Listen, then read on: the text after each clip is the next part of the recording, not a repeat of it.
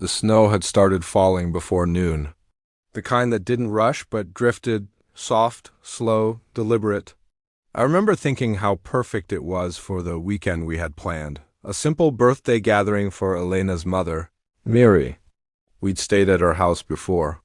It had charm, creaky floorboards, the smell of old books in the hallway, the fireplace that smoked just enough to make it feel like a scene out of a forgotten holiday movie. Elena had been humming in the kitchen when I left, tied into a soft gray sweater that always made her eyes look brighter. "You get the groceries, I'll prep the house," she said, with a kiss on my cheek and a list she'd handwritten in pink ink: almond milk, wine, rosemary. 2 dozen eggs, nothing unusual, nothing that hinted at what would come. The store wasn't crowded. I made my way through the aisles with quiet efficiency, humming along to the faint overhead music, ticking things off the list like I always did. This was something we did well. Together, I thought, shared rhythms, domestic flow, knowing each other's steps. Or so I believed. The garage was warm when I pulled in. The bag swayed from my arms as I balanced the door open with my shoulder.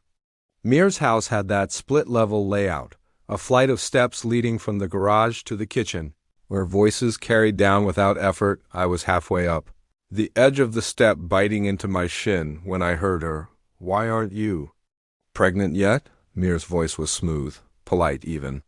But with that dangerous undercurrent mothers sometimes wear like pearls, Elena didn't hesitate. "I'm not ready to close doors. What if someone better comes along?" The words hit me so hard I forgot to breathe, not screamed, not whispered, just spoken, with brutal calm. The kind of sentence people say when they believe no one is listening.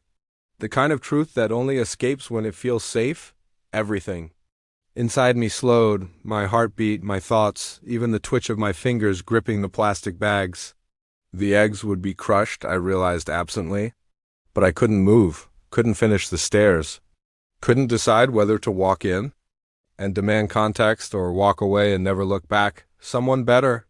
I thought of our apartment, the pictures we'd framed together, the late-night pasta recipes, the shared playlists, the fights about nothing, the quiet makeups, the plans. My God, the plans. Weekend trips, concert tickets, nursery ideas, even names we tossed around after a few too many glasses of wine. Was it all just a placeholder for her? Was I the safe harbor while she waited for a better storm? My feet made the decision before my mouth could. I stepped back down the stairs, each motion careful, robotic, like I was moving underwater. I placed the grocery bags neatly by the bottom step. The brown one had ripped slightly. Too many cans. I adjusted it anyway.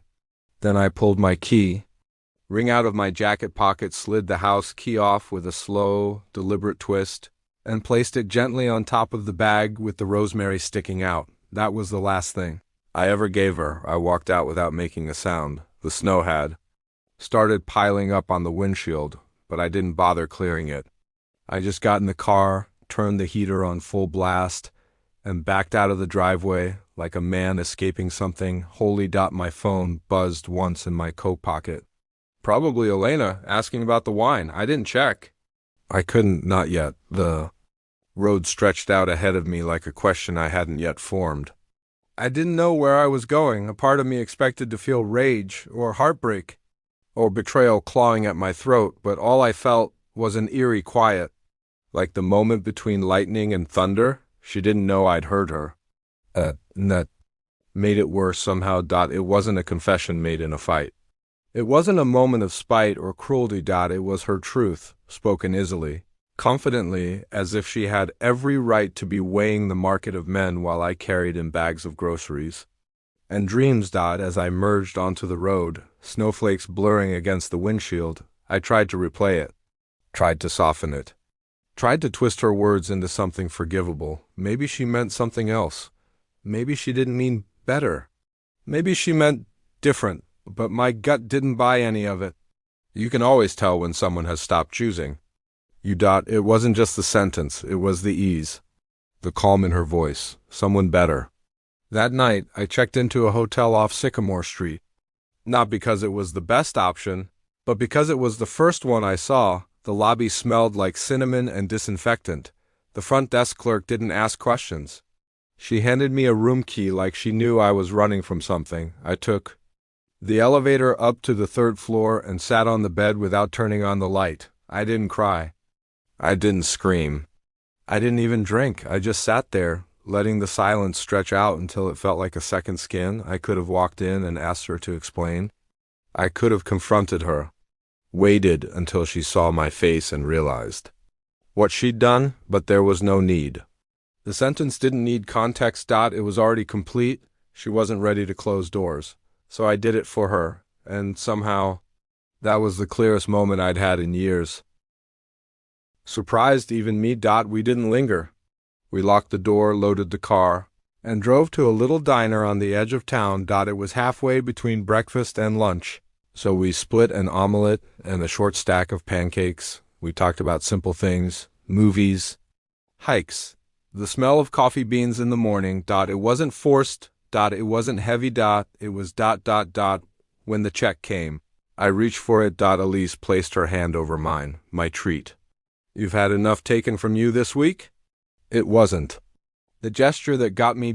It was the quiet certainty in her eyes. The way she saw the weight I was carrying, and chose in her own small way to make it lighter. We didn't talk about Alina after that. Not directly, and that silence wasn't avoidance. It was respect. Elise had shown up, not for drama. Not to pick sides, just because she saw someone trying to rebuild himself from the quiet wreckage of a single sentence.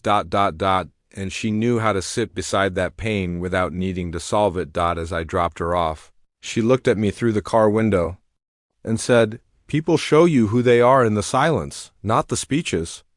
I nodded, understanding more than I could say. And for the first time since that staircase. I felt like I wasn't sinking anymore.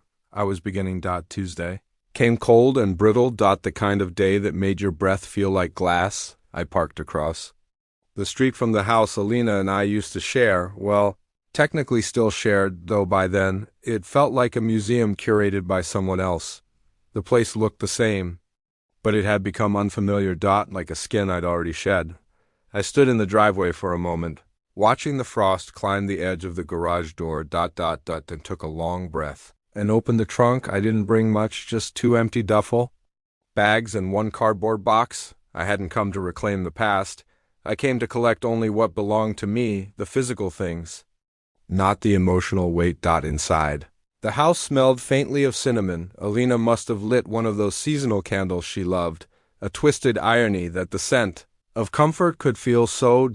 unsettling. The walls still held the same framed photos. Our trip to Asheville,